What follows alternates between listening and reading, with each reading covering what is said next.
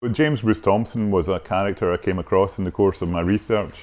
He was the resident surgeon at the General Prison for Scotland in Perth, and this was where the criminally insane of Scotland were housed at the time. So he had this fantastically interesting population to study, and he wrote two influential articles, the first of which was called Psychology of Criminals, in which he discusses the idea of mania without delirium, or moral insanity. This was the idea that an individual could be seized by paroxysms of maniacal rage and yet still be in full possession of his reason. The second article, which is somewhat more disturbing, is a kind of Darwinian thesis about the hereditary nature of crime, and that's the title of the article.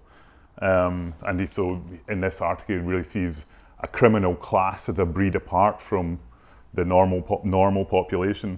And he writes in very sort of lurid prose, and just to give you a little flavour of that, he writes, "In the midst of foul air and filthy layers, they associate and propagate a criminal population. They degenerate into a set of demi-civilized savages who in hordes prey upon society." So you get this idea of a tremendously superior kind of person looking down on almost a subhuman class of criminals. And in the novel, Mr. Thompson is invited to examine Roddy and ascertain whether he's insane or not, and that the trial kind of hinges on this question.